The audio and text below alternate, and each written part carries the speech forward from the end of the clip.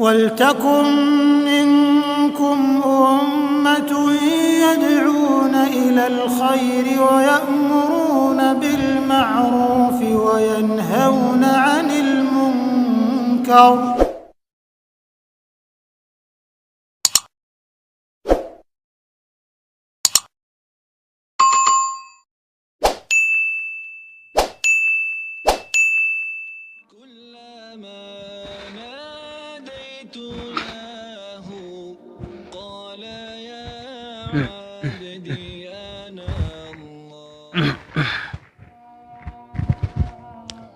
Bismillahirrahmanirrahim. Assalamualaikum warahmatullahi wabarakatuh. Alhamdulillahirabbil alamin. Alhamdulillahilladzi arsala rasulahu bil huda wa dinil haqq liyudhhirahu 'alad dini kullih. Wa kafa billahi syahida wa kafa billahi waqila. Asyhadu an la ilaha illallah wahdahu la syarikalah. Wa asyhadu anna Muhammadan abduhu wa rasuluhu sallallahu alaihi wasallam wa ala alihi wa ashabihi wa man tabi'ahum bi ihsanin ila yaumiddin, amma ba'd. Ma'asyiral muslimin, hafizakumullahu ta'ala. Alhamdulillahirabbil alamin. Di pagi atau saat ini yang alhamdulillah sejuk sekali, saya setelah ini salat subuh subuh kita santai di imaman sambil sedikit kita akan menjelaskan tentang qiyas fasid atau analogi yang cacat. Qiyas fasid atau analogi yang cacat di dalam kita memahami sebuah dalil, dalam memahami sebuah pernyataan yang seringkali dinyatakan waktu dulu kita masih di saudara tua kita, yaitu di Jokam. Kita sebagai orang-orang yang saat itu menjadi da'inya, memberikan pencerahan doktrin agar mereka faham tentang apa yang dimaksud dengan jamaah atau beat menurut pemahaman hizbiyah Jokam ini. Ma'asyiral muslimin, hafizakumullahu ta'ala. Dulu kita sering mendengar bahwa sebenarnya Islam kita tidak akan sah kecuali harus dengan berbaiat atau berjamaah, sebagaimana ucapan Umar bin Khattab yang sudah dita'dil oleh Ustadz kami tentang meluruskan maksud pengertian dalil innahu la islama illa bil jamaah wala jama'ata illa bi imarah wala imarata illa bit ta'ah. Itu sudah diluruskan baik dari sisi kualitas hadis maupun dari sisi ucapan sebelumnya, atau hal atau keadaan hadis itu sebenarnya membicarakan masalah apa, sudah ditadil oleh ustadz kami. Ma'asyiral muslimin, hafizakumullahu ta'ala. Kita sering membuat logika, kemudian dulu kita pernah mengatakan seperti ini. Jadi Islam itu tidak akan sah sebagaimana tanpa adanya beat dan jamaah. Ala Jokam.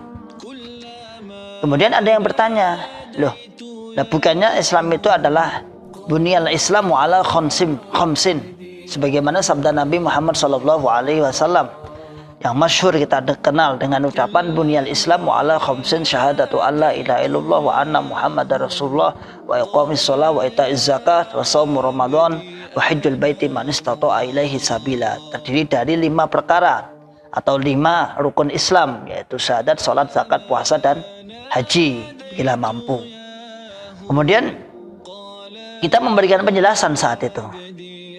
Nah, kita membuat analogi itu, atau dalam bahasa Arabnya qiyas lah, dalam usul fikihnya yang mana qiyas dikiaskan. Dalam istimbat hukum itu kan ada namanya qiyas. Qiyas itu adalah pengambilan hukum kepada sesuatu yang tidak ada dalilnya, yang tidak ada nasnya, kepada hukum yang sudah ada nasnya, karena ada kesamaan. Kalau dalam bahasanya kesamaan ilat, meh podo, meh mirip, apa itu, apa yang dimaksud. Nah, kemudian kita analogi seperti ini dulu. Sholat itu, wudu itu gak rangkaian sholat. Wudu itu bukan rangkaian sholat, bukan.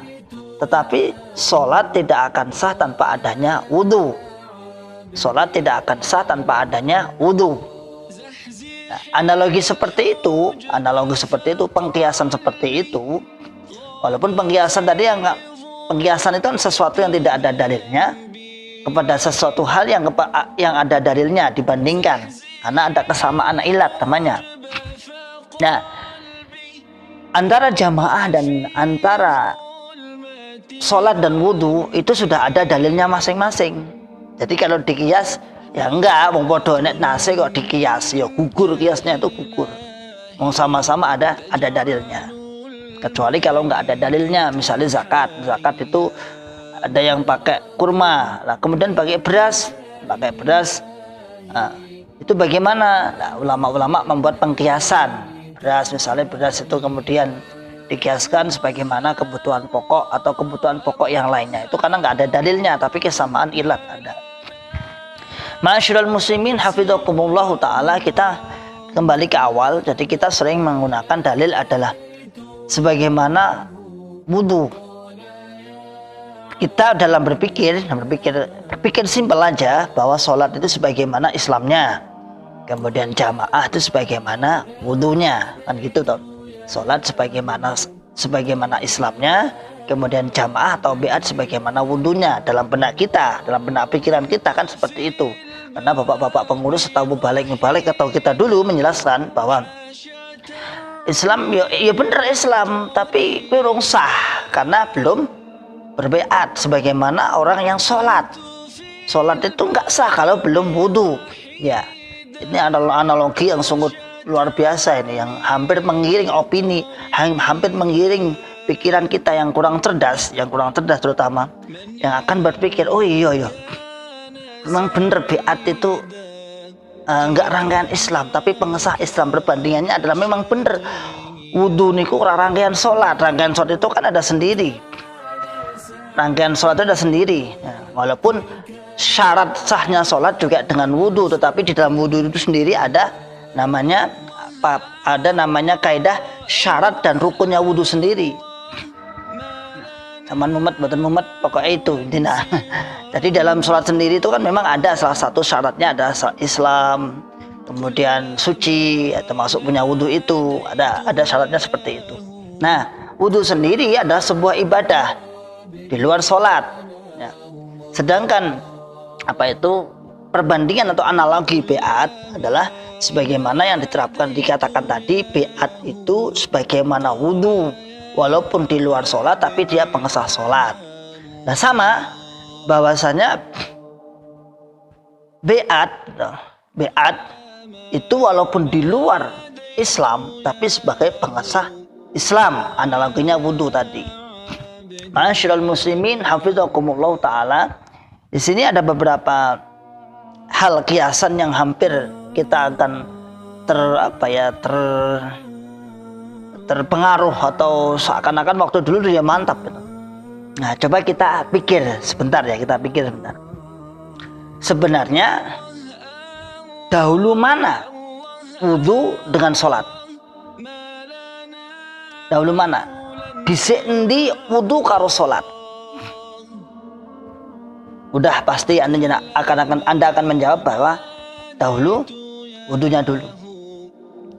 Berarti kalau misalnya analogi wudu itu sebagaimana biat, kemudian sholat sebagaimana Islamnya, maka saya bertanya kepada antum, biat dulu baru Islam atau Islam dulu baru biat?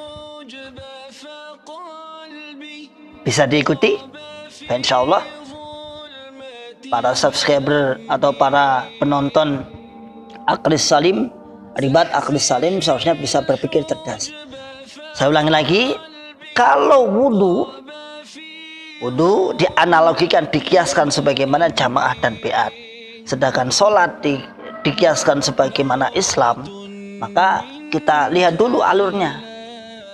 Kalau Islam itu ada sholatnya dan wudu sebagaimana pengesahnya, sholatnya sebagaimana wudu sebagai pengesah sholatnya, maka sebenarnya dahulu mana sih? Dahulu wudunya atau sholatnya? Wudunya atau sholatnya? Kalau dahulu wudunya, ya otomatis itu jelas, lurus. Sholat, terus wudu, kemudian sholat. Nah, berarti secara tidak langsung dulu kita berpikiran adalah sholat dulu baru wudu. Kenapa? Karena sholat sebagai Islam, sedangkan wudu sebagai biat, kan gitu. Ya dah?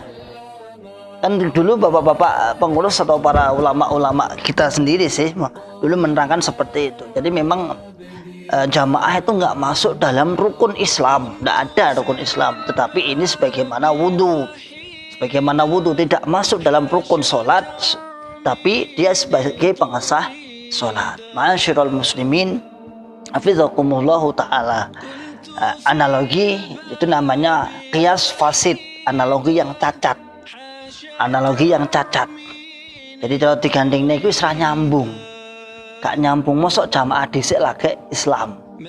Ya pantesan aja kalau seperti itu kan, ya pantesan aja orang yang belum biat, belum jamaah dikatakan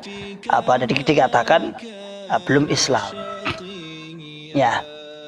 Yang kedua, dulu kita sering mengatakan, ya Islam itu agama Islam, tapi kunci atau tiketnya masuk surga, ya tiket, saya lupa. Tiket masuk surga itu adalah dengan jamaah. Jadi harus Islam dulu benar, tapi tiket masuk surga itu adalah dengan jamaah. Analogi seperti ini juga hampir membawa kita kepada angan-angan yang, oh iya ya bener ya, oh iya tiketnya itu jamaah.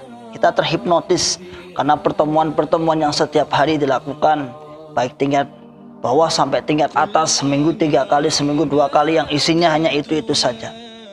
Coba kita berpikir jernih. Penyenangan masuk sebuah wahana hiburan, katakan misalnya kebun binatang. Nah, paling murah kebun binatang. Anda masuk, anggap aja kebun binatang itu adalah sebuah Islam, agama Islam, masuk kebun binatang, belum masuk. Tadi dikatakan bahwasannya masuk surga Islam itu ya benar Islam, tapi jamaah itu sebagai tiket. Lalu penyenangan masuk di dalam lokasi itu. Kira-kira ya, Anda itu beli tiketnya di luar dulu apa di dalam? Kalau tiket itu sebagai jamaah di dalamnya Islam, berarti analoginya penyenangan masuk ke kebun binatang baru di dalam beli tiket. Apa di luar dulu beli tiket? Kalau tiketnya itu adalah jamaah. Bisa dipahami ya, mungkin bisa diikuti.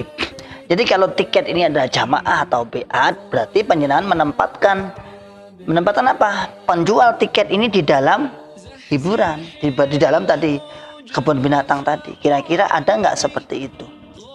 Yang masuk dulu, setelah menikmati baru beli tiket, ataukah beli tiket dulu baru masuk? Ma'asyiral muslimin, hafizakumullahu ta'ala. Itu namanya analogi yang cacat. Analogi yang cacat, qiyas fasid dalam bahasa kaidah usuliyah, dan namanya usul fikih itu qiyas fasid, qiyas analogi yang rusak. Bagaimana tidak? Yang pertama tadi adalah membandingkan antara Islam dan jamaah seperti halnya sholat dan wudu. Sholatnya adalah Islamnya, wudunya adalah jamaahnya. Nah, berarti padahal wudu itu wudu dulu baru sholat. Berarti kalau seperti itu jamaah dulu baru Islam, kan malah gitu malahan. Nah, kemudian karena kita saat itu terbawa bahasa yang sering ditancapkan pada hati dan pikiran kita, sehingga kita mau nggak mau ya harus mengikuti analogi yang salah. Tetapi setelah kita berpikir yang jernih, ternyata nggak seperti itu. Kalau kita gambarkan misalnya kita gambarkan misalnya ini sholat, ini wudhu, kemudian ini baiat, ini Islam, kemudian ini sholat. Itu ternyata jenengan nanti lucu, rancu, kok iso ya. Apalagi kias atau apalagi yang analogi tadi tiket. Ya iki Islam tapi ora bakal mlebu swarga, tikete kuwi adalah jamaah. Tikete. Lalu pertanyaannya, jenengan beli tiket masa di dalam? Katakan Islam itu sebagaimana sebagaimana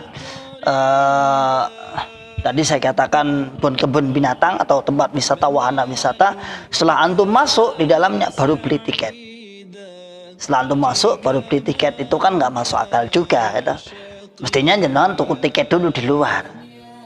Ma'asyiral muslimin hafizakumullah taala, analogi seperti ini memang perlu kita pudar, perlu kita urai biar panjenengan bisa menjadi jelas, biar tidak salah menganalogikan. Lagian yang pertama, masalah sholat dan masalah baiat itu bukan tidak bisa dikiaskan, data itu ada dua syariat yang berbeda yang sudah sama-sama ada nasnya. Syariat wudu, syariat sholat ada dalilnya, syariat baiat secara berjamaah juga ada dalilnya, walaupun panjenengan juga salah mengartikan tentang ini, tentang jamaah dan baiat ini ya. Jadi ma'asyiral muslimin hafizakumullah taala, begitulah cara berpikir yang bisa mungkin kita tangkap, walaupun kita juga tidak menolak adanya bahwa analogi dalam Islam itu ada, dan Islam itu kadang-kadang nggak boleh dipikir. Ya sudah, seperti halnya kata Nabi Muhammad dalam hadis ya, dalam riwayat-riwayat dijelaskan para ulama-ulama kenapa membasuh muzah itu di atasnya tidak di bawahnya. Padahal di bawah yang kotor, tapi atasnya yang diusap. Nah inilah agama yang sudah berhenti dan nggak usah ditanyakan, dan banyak hal seperti itu. Tapi kalau masalah jamaah atau masalah baiat ini yang disandingkan dengan masalah sholat dan wudhu, maka kiranya tidak pas. Kias itu tidak pas, dan itu bukan penempatan kias, karena dua amalan ini mempunyai dalil masing-masing, nggak bisa dikiaskan, nggak bisa dianalogikan. Ma'asyiral muslimin hafizakumullah taala, insyaallah demikian sedikit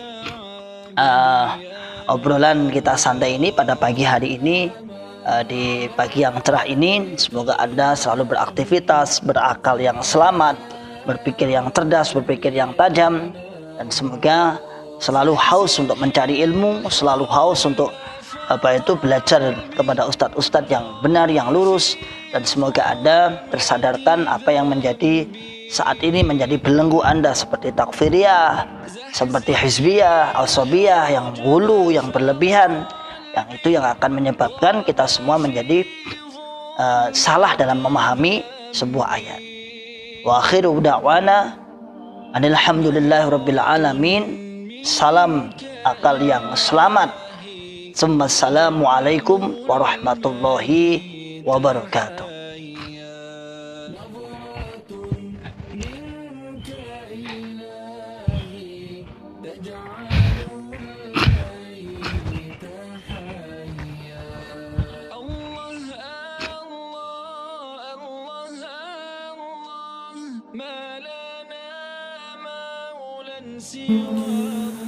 ولتكن منكم أمة يدعون إلى الخير ويأمرون بالمعروف وينهون عن المنكر